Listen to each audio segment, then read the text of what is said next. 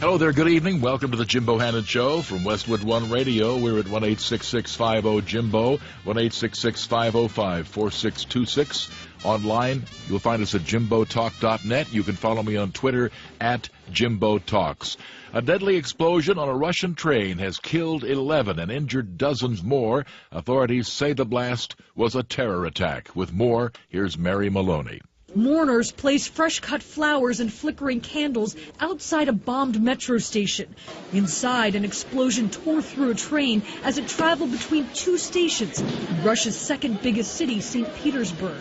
Many lost their lives and dozens more were injured. Russia's prime minister called the blast a terrorist attack. Terrible. Terrible thing. Happening all over the world. Absolutely a terrible thing. After the blast, panicked passengers covered in blood tried to help those gravely injured. Within minutes, emergency crews transported patients to the hospital by ambulance and air.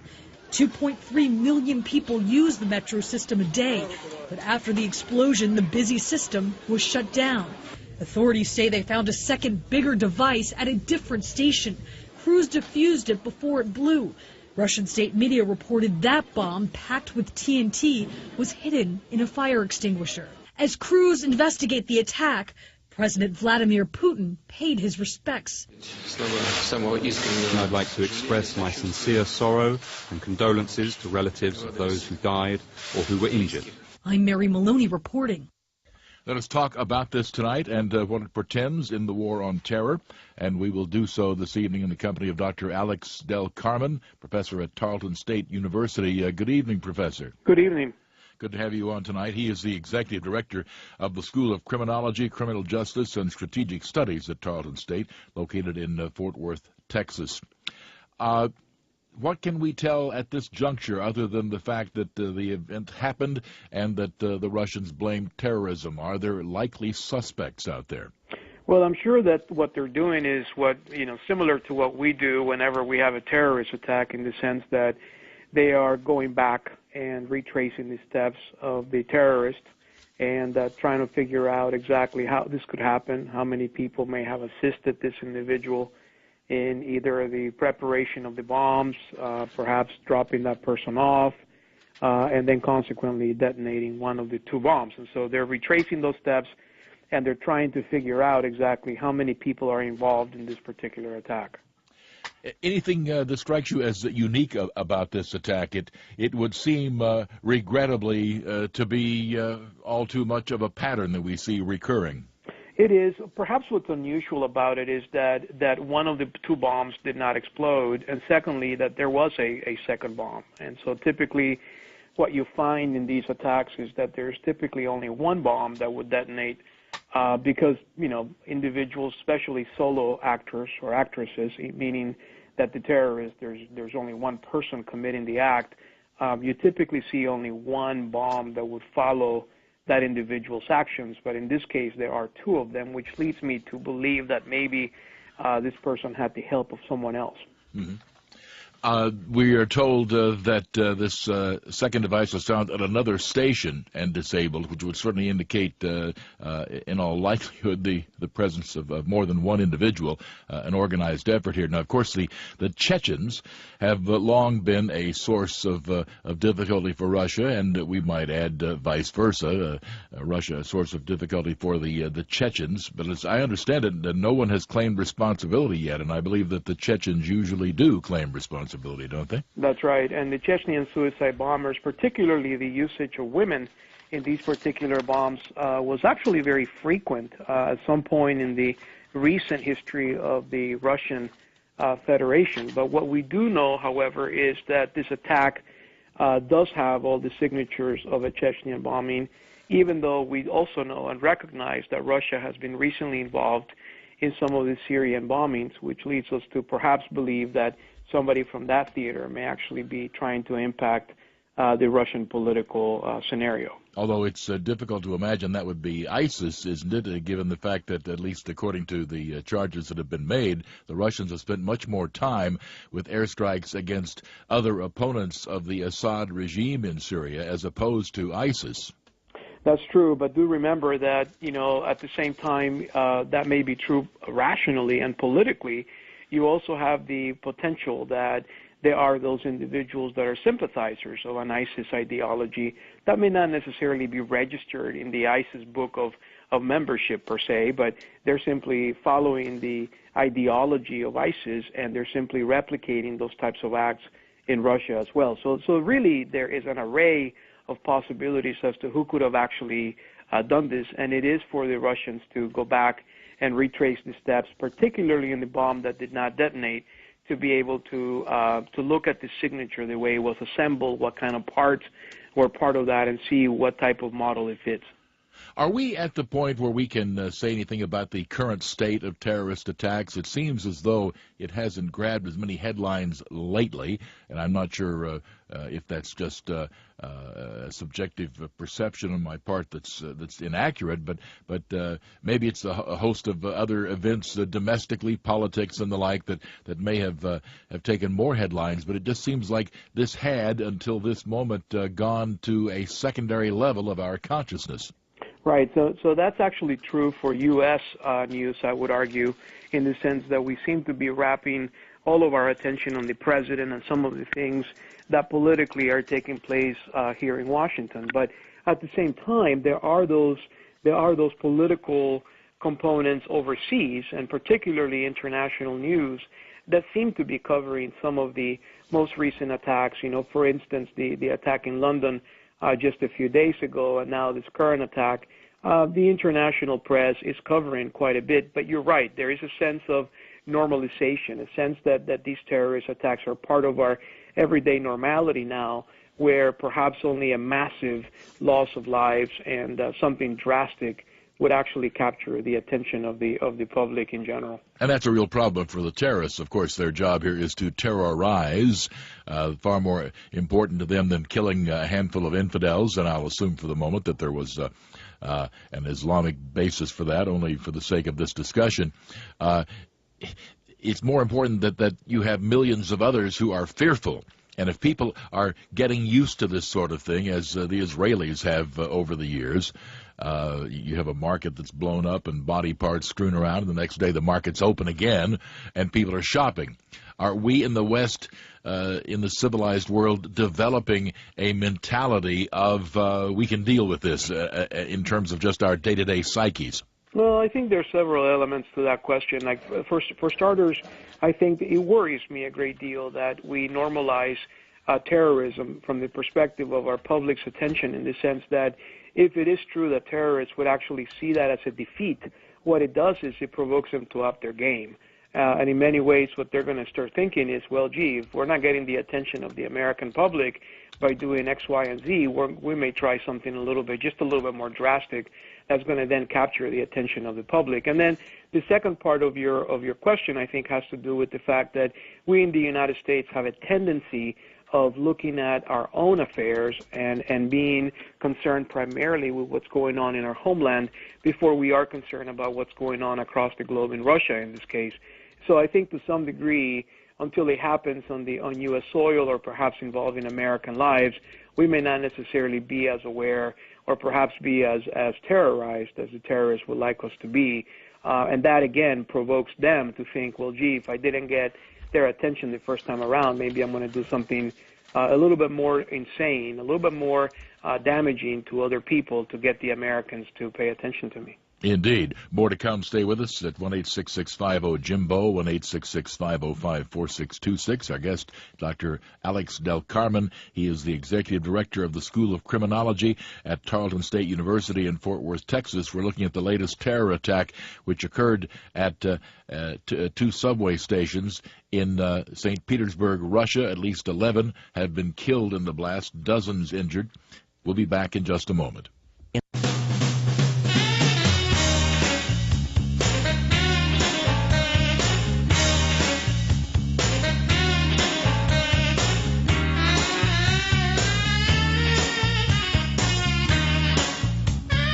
Welcome back to the Jimbo Hannon Show at 1-866-50-JIMBO, 1-866-505-4626.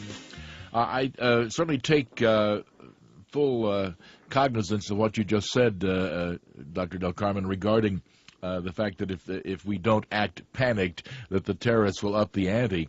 On the other hand, I'm not sure that it's necessarily good for us to go around with a sky is falling mentality. At some point, given the fact that we're a free society, that we are a target-rich environment, if you will, short of draconian police state measures that would gut the First Amendment, there's not that much that we can do other than very accurate law enforcement to prevent this. So to a certain extent, don't we have to kind of suck it up and simply say it's not acceptable and we will hunt them down and we will kill them wherever they are, but in the meantime, we can't go all to pieces every time somebody gets killed in a terrorist attack. That's exactly right. And then if you remember back in 9/11, soon after 9/11, President Bush at the time said that the best thing for us to do to be real Americans was to fly again.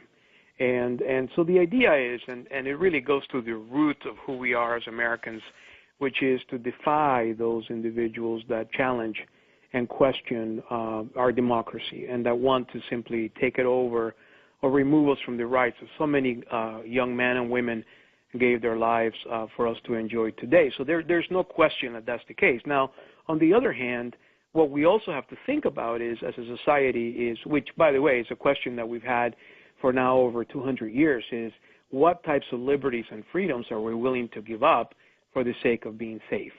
And if you look at countries like Israel, people in Israel live in a constant fear, but at the same time, they take, extreme measures using our American, criteria in being able to stay safe, and they're quite successful at it. But people, when they go to a mall, they have to go through a pat-down. When they go to a movie theater, they have to go through metal detectors.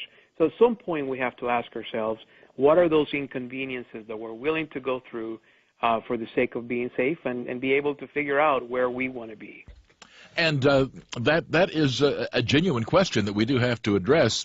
And now there was a famous quotation, which I can only partially give here, that the people who would surrender freedom for security will get neither and deserve neither.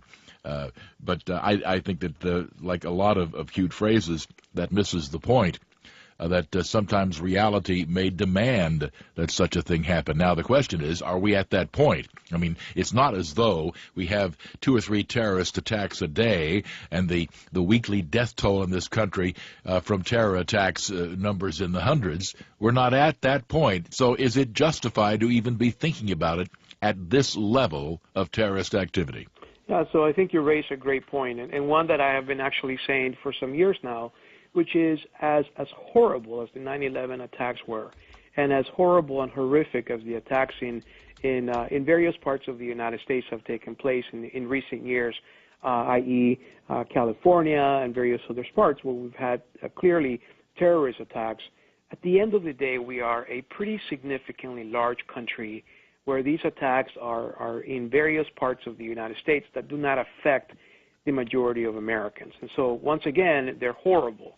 And we hate to see the loss of human life, particularly American lives. But at the same time, in the scheme of things, we are such a great and big country that it's not going to hurt our democracy or hurt most people in the U.S. So we have to ask ourselves the question, which is, at this point, are we willing to give up those rights for what seems to be sporadic at best and remotely inflict the terrorist attacks? And the answer to that is clearly no. However, that is not to say that later on in our history, we may not find such horrific acts in the homeland that we may be at that point where we bring this question up. Yeah, I think that what you just said in both points, extremely important. Number one, not yet, but 2, it could reach that point. Again, depending on how organized and effective our opponents are. Let's talk to Jackie in Watertown, Wisconsin. Hello, Jackie. Hello, Mr. Bohannon. This is going to sound very cruel, but this is a very cruel situation that the world finds itself in now. Life is not safe, and I'm not willing to give up the freedoms that I enjoy being an American. However, if we are attacked here, if we have a terrorist attack here, I propose that rather than just prosecuting the individual, if someone takes credit for encouraging this person, I would not be hesitant at all to just carpet bomb the daylights out of them. And I'm sorry, this is war. This is not just a little bit of skirmish here and there. This is a worldwide war that the world is engaged in. Mm-hmm. And I think that a lot of people, including me, would agree, provided, Dr. Del Carmen, provided our opponents are cooperative enough to bunch together in sufficient numbers and for a sufficient period of time that we can do just that. Right. So look, no one, I don't think anyone that is a true American would ever question the fact that we will use force as lethal as it would become necessary to not only respond to an attack, but also to save American lives. The problem with ISIS is that ISIS is everywhere and nowhere at the same time. What I mean by that is, in the past, we fought enemies. We fought in Vietnam, in Korea, World War II, World War I, where clearly we have known who the enemy is. The enemy had a flag. The enemy had a turf. We knew exactly where they were and how to get to the enemy. The problem with ISIS is that if you have a computer and you have yourself a twisted mind and perhaps delusional experiences, you could itself become part of ISIS, go out there and commit a heinous act against an innocent American to provoke the loss of life, and at the same time perhaps not ever have set your own feet in foreign territory to claim to be a full member of ISIS. And so the problem is we're fighting an ideology. We're not fighting a country. Now, one thing that I would note, and that is that for a while there, ISIS got bold enough that they, in fact, had proclaimed their new caliphate. They had staked out certain territory roughly paralleling the Syrian-Iraqi border that they called theirs. And in other words, they were essentially painting a bullseye on themselves.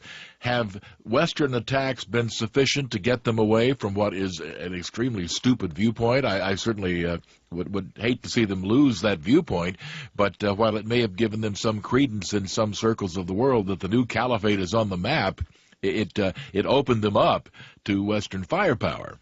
Right. So my understanding is that we have caused severe casualties on ISIS, and the Russians, combined with our efforts and various other countries that have joined in the fight, have really inflicted a great deal of pain in them in terms of their quote-unquote territory that they have claimed. Having said that, keep in mind that ISIS, I would argue, is being propagated in terms of its ideology all over the world. And so while we are attacking them in terms of their turf, their ideology continues to grow and expand beyond the scope of Syria or perhaps Iraq. Do they still have what could be considered any kind of a sanctuary? As far as we know, not as much as perhaps they did 6 or 8 months ago, but at the same time, keep in mind that they don't need it. They don't really need a sanctuary. What they need is a computer and the internet, and to be able to begin to twist the mindsets of people in the Western world to go out and commit acts against, foreign countries such as the United States. 1-866-50-JIMBO is our number, 1-866-505-4626, as we talk with our guest in this portion of the program, Dr. Alex Del Carmen. He's Executive Director of the School of Criminology at Tarleton State University in Fort Worth, Texas. And we'll continue taking calls at 1-866-50-JIMBO, 1-866-505-4626, after the latest terror attack, killing 11 people in a blast on the St. Petersburg, Russia subway this past day. Another explosion did not.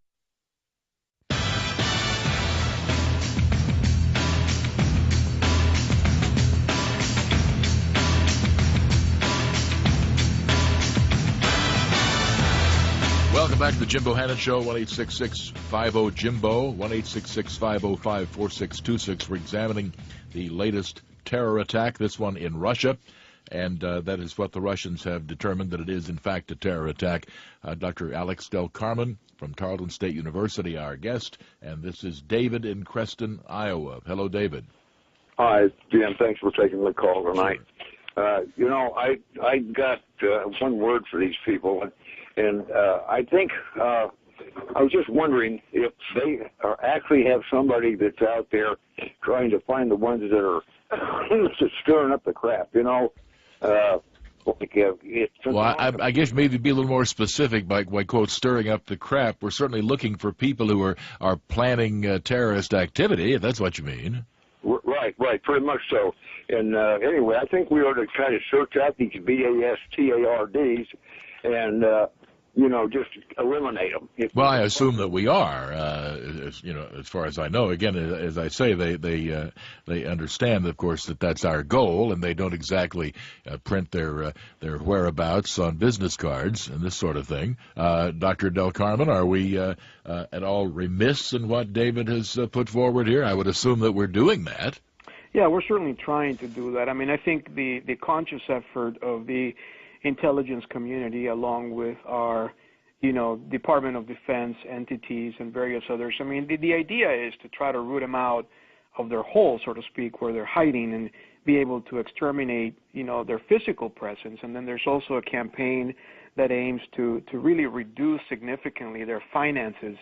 As you may know, ISIS began and was really funded in Iraq from a great deal of money that they had in place to be able to operate the way they did. So there is a very significant component which the media doesn't talk about, which is how to reduce their bank accounts, how to reduce their transfer of money, because without money and without land, they're going to be very limited as to how they can operate. Well, as long as you brought it up, how do you go about interfering with their finances? Well, part of the problem is that they're very clever in how they do it, right? So they have all these banks in foreign lands that we don't have any jurisdiction over to be able to, monitor and be able to make wire transfers from a third party to a fourth party, and then money laundering is part of what they do. So they're into organized crime. They're into pretty much everything. And so, well, it's a war. I mean, as far as that goes, I certainly would have no qualms whatsoever about hacking into suspected banks. Right, and so we can do that to the extent that we have the technology, and we know exactly where those transfers are being made. So we are attacking them on that front, and we've been fairly successful since 9/11 in being able to reduce significantly their ability to buy weapons and do things in the hidden markets. But the challenge is still there, which is, sometimes they sneak around our ability to do that, and they're able to make those transactions and therefore hurt us the way they do. To Maggie in Alexandria, Virginia. Hello. Hello. Thank you for taking my call. May I give a couple of comments? First, okay. This is not so much an ideology. It's a religious mania. But it is a mania, a religious mania filled with ideology. I mean, to try and separate radical Islam from political thought is impossible to do. We have this way of thinking in the West that's not the way these people think. No, Every aspect of your life is controlled by their interpretation of Islam. And second, these jihadists are Muslims, and they're funded from, apparently, and instigated from, apparently, the same entity. That same one that attacked us, or was behind the attack on us on September 11th. Well, the September 11th attack, of course, came from Al Qaeda. ISIS was, in fact, an offshoot of Al Qaeda. Are you speaking about Saudi Arabia? Apparently, from somewhere inside the Arabian Peninsula. Apparently, there's too much money behind all this. See, if you look the money, follow the money. There's too much, way too much money. Apparently. Okay, what about that as a geographic location? It's a large area, Dr. Del Carmen, and while we're on the subject of Saudi Arabia, they have always been, shall we say, a questionable partner in the war on terror. So your thoughts about that? Well, I mean, look, if you look back at, the history of the violence in the Middle East, I mean, it's been going on longer than we have been a country. So in many ways, we know that there are wars within the Middle East, there are financial interests that have taken over, and there is no question that there have been countries in the Middle East that have been supportive, at the very least have looked the other way when it comes to terrorism against the United States. But for us, we have to be able to be very clever and very strategic in how we fight ISIS and other terrorists that quite frankly want to do us harm on a daily basis. And sadly, in the world of politics, in the world of diplomacy, we cannot simply draw a line in the sand, and we have to be able to use and utilize our strategy in having some of our temporary friends, if you want to call it that, help us fight terrorism where they can.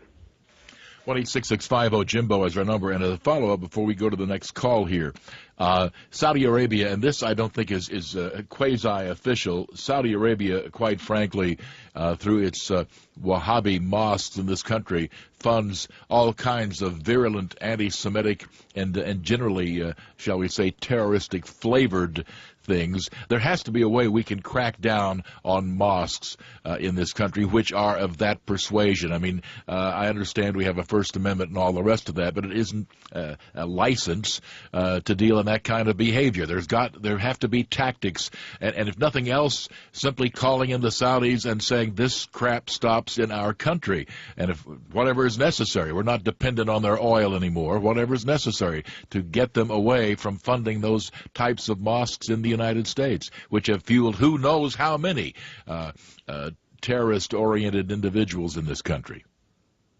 There's no question that we have to draw that line in the sand, and we have to be able to tell others that they cannot partner with the United States, they cannot do business with the United States if they are going to pose the risk against our citizens and contribute to those that hate us.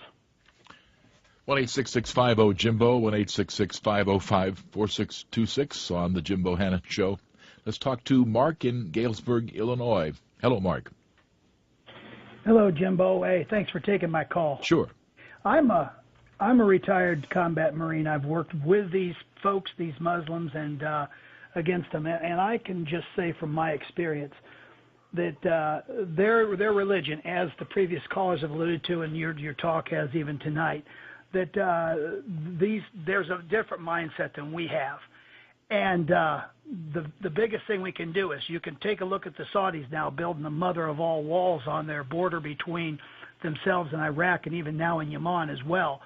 That let's think about what's being said here in the election, this whole election cycle thing that's gone on, and the idea of bringing these people in here. You've talked. We look at World War II and we talk about dropping the atomic bomb and question whether that would happen or not. We got to look now and say about where we are and how many of these folks we're going to actually bring in here. By these folks, I take it we have now switched to Syrian refugees. I'm sorry. No. I'm talking about pretty much. Oh, you're letting anybody in this country from Saudi Arabia at all? Is that what you're talking about? No, I'm just saying. When Newt Gingrich alluded to the fact that only 9% of Pakistanis actually identify with ISIS or to the Taliban, but that's 16 million people. So the problem is really is taking a harsher look at the religion itself and the whole thing about Sharia law. These people, and the fact just like the bomber in London. He's self-radicalized. Orlando, self-radicalized. So the point is you can vet them all you want, but you're still going to end up dealing with the fact that once you have the next generation in here, then we're going to be dealing with that. And your talk earlier was regarding the idea of how much are we willing to sacrifice of our liberties, and we were saying, well, maybe later on we're going to have to sacrifice more. But the thing is that where we are now is really where we need to think about setting up the bulwark against the religion itself. Well, the thing of it is, of course, the religion itself varies in many, many aspects. We're coming up on a break, and so I don't really have time to get into this right now. Stay on the line if you wish. We'll come back and have Dr. Del Carmen talk about, quote, the religion itself, which is frankly more splintered and has many more branches than even Christianity. Back in a moment.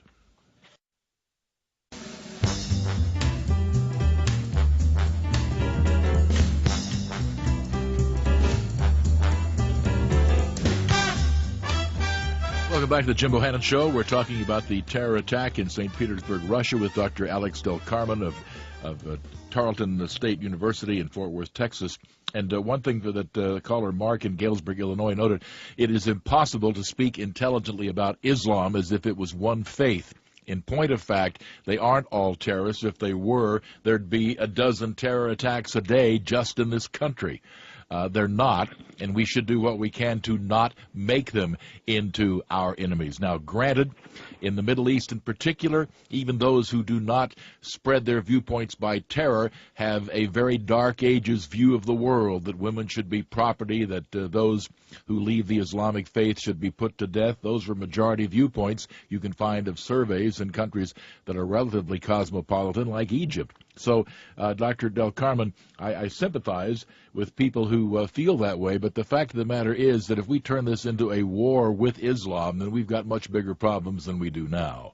That's exactly right. And part of the problem is that we identify a characteristic of terrorists, whether it's their skin color, whether it's their religion, their political affiliation or whatnot, and we use that as a predictor to terrorism.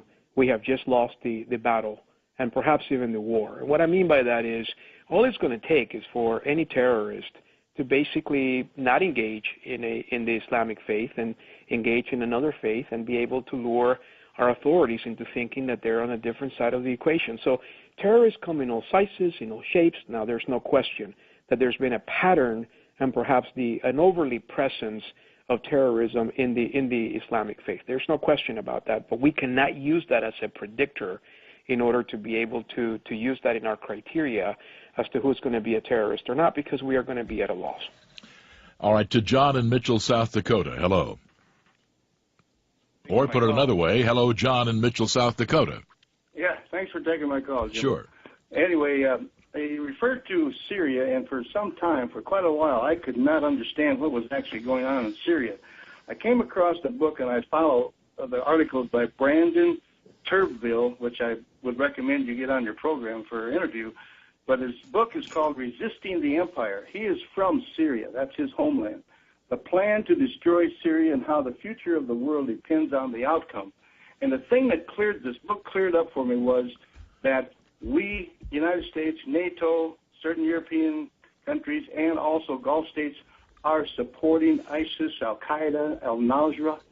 We are spending our money in support. How are we supporting ISIS when we're doing our best to bomb the daylights out of them? No, that's not happening. Well, it is happening. Let's not just spread bull, John. We are certainly attacking ISIS positions, so don't tell me we're not. We are. Now, you seem to think that we are supporting them in some way. I'd just like to know what that way is, since clearly neither by word nor by deed are we supporting them in any way, shape, or form. Get the book. Go get the book. Okay, well, hey, all right, always nice to, we sell this program in part demographically, so we don't like to really be number one in Cretans 25 to 54. Victor in Dallas, hello. Good evening, Mr. Jimbo. I've been listening to you for a long time. You're very, one thing that I just want you to understand, I'm sorry, please don't mind my accent. I'm from Nigeria. I've been here for the past 15 years, but there is something that I want everybody to understand. I'm from that country. The country divided into two. The northern part of it is 100% Islamist, and the southern part is 100% Christian. So I can both tell you much about the Quran and also about Christian. I'm 100% Christian. But there is something that I've been listening to you and what is going on throughout the whole world about terrorism. Why is it that for example, the sanctioning of some countries, one way or the other, may be tied to Islamism? Why is Saudi Arabia, the mother of all evil, is not mentioned? Well, she's not the mother of all evil, but Saudi Arabia is certainly a disproportionate mother of evil in this world, and that's just a sad truth. Yes, sir. Let me quickly interject in that. The exact, because everybody mentioned Quran and Quran. I'm 100% what was Christian, so... All right, that's good to know. Quran. What I'm saying is that Wahhabism is the one that started jihadism. So when this Wahhabism has been the one that has been causing the trouble, and that particular emanation started from Saudi Arabia. Yes, it did start in Saudi Arabia. No question about that. And I have just argued, and I'd like our guest to comment. Thank you for your call. I would like our guest to comment. I believe that something has to be done about the profusion of hatred that is spread by Saudi-financed Wahhabi mosques in this country, that they should not be able to hide behind the First Amendment.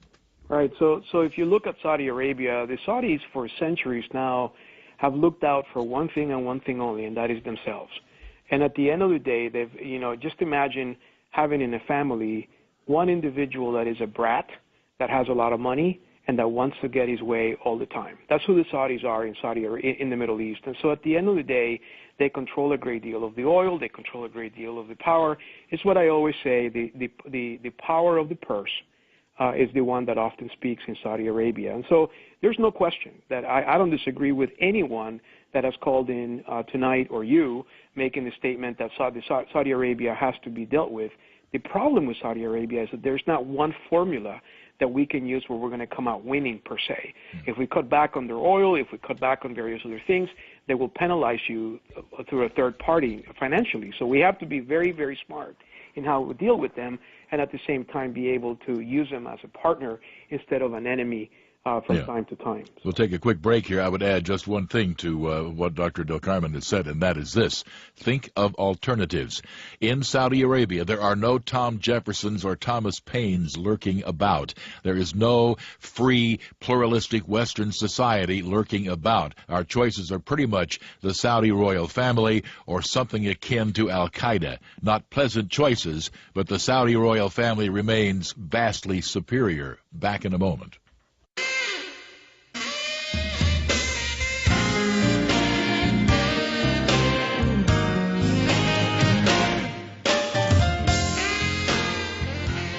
Welcome back to the Jim Bohannon Show at 1-866-50-JIMBO, 1-866-505-4626. Our guest is Dr. Alex Del Carmen of Tarleton State University in Fort Worth, Texas. Here is Tim in Mattoon, Illinois. Hello, Tim. Hello, Jim. Thank you for taking my call. Have you read a Quran before? I have a copy of it. I browsed through it, but not extensively. But I'm aware that you can find many passages in there that aren't particularly, shall we say, friendly toward free societies. That's true. I have read a Quran, and it states in there that if a people, especially Jews and Christians, do not accept the Quran as the Word of God, or the Prophet Muhammad as the Prophet of God, that you are to kill them. Yes, and you can also, of course, find things about disobedient children in the Old Testament, in the Christian and Jewish Bible as well. So the fact is that most reasonable people in both faiths ignore those passages.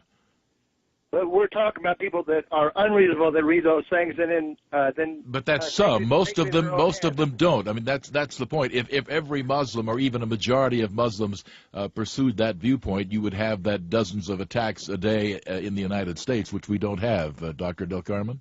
No, that's exactly right. And I think what we have to look for is not the religion itself, but people that actually twist the religion and manipulate it for their own benefit. And so at the end of the day, it's not the Quran, it's not a mosque, and it's not even Islam. It's the fact that there are people within that religion that seem to believe that the destruction of the Western world is what the Quran dictates, which is clearly not the case. All right, in summation, your thoughts about what next here? We have, again, been reminded of the terrorist threat out there. Is there anything that we're not doing that we should be, or anything that we are doing that we should stop? You know, it's hard to say as to what exactly we are doing that we shouldn't be doing, and vice versa, because a lot of the things that we actually do, in fact, are behind the scenes, and most of us are not privy to them, and those of us that are cannot comment on it. But what I can tell you, however, is that, you know, our government takes this very seriously, and as the FBI director has said eloquently, you know, the ISIS threat and the ISIS sympathizers are basically represented in all 50 states. So at the end of the day, it's not a matter of if, it's a matter of when, and law enforcement has to be vigilant 24/7 and hopefully get it right all the time. For if they get it right, if they get it wrong one time, the rest of us will pay the price. Mm-hmm. And is this a criminology or a military problem? Problem. I think it's both, actually. I think that this is where perhaps the military and criminology actually meet, because we need the military to be able to extinguish the threat overseas in the context of, you know, the physical presence of ISIS, and we need the criminologists to help us in the homeland. All right, stay on the line. We'll speak off air. Again, our guest, Dr. Alex Del Carmen, professor at Tarleton State University in Fort Worth, Texas. I'm Jim Bohannon, and this is Westwood One.